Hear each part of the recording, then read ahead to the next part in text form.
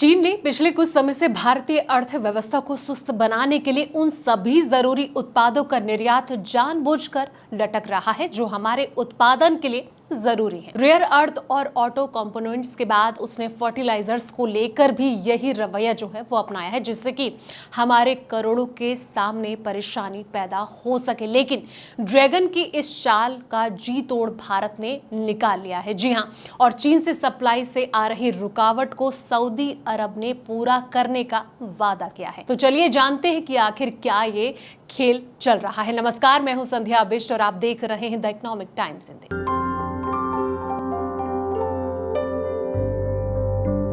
इस बाबत भारत और सऊदी अरब के बीच प्रमुख सऊदी खनन कंपनी माउदेन और भारतीय कंपनियों यानी कि आईपीएल सीआईएल के बीच दीर्घकालिक समझौते हुए हैं।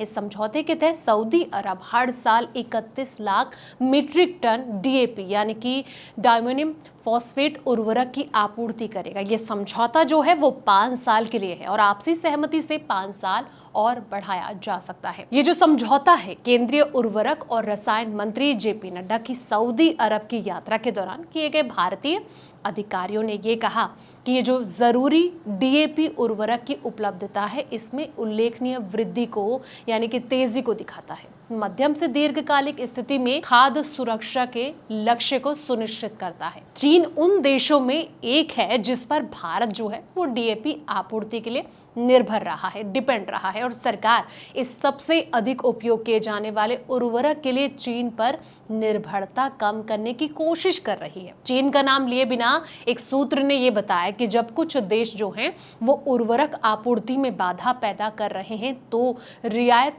प्रतिबद्धता ये दर्शाती है कि भारत के जो मित्र है यानी कि फ्रेंड है और साझेदारी आवश्यकताओं जरूरत जो है इसको पूरा करने और भविष्य में निवेश पर सहयोग करने के लिए किस निकटता से काम कर रहे हैं। भारतीय अधिकारियों ने यह कहा कि नड्डा की यात्रा ने सऊदी के साथ बढ़ती रणनीति साझेदारी को और बढ़ा दिया है, जो कि अप्रैल में पीएम मोदी की जेद्दा यात्रा के बाद हुई थी।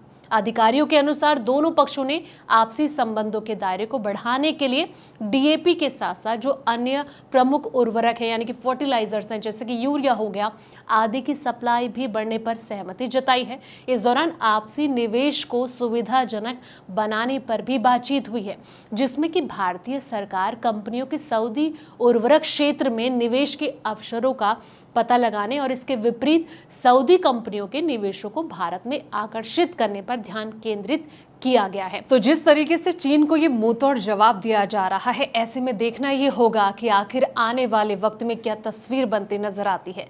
फिलहाल इस वीडियो में इतना ही। जानकारी भरे ऐसे ही तमाम वीडियोस के लिए आप देखते रहें द इकोनॉमिक टाइम्स हिंदी।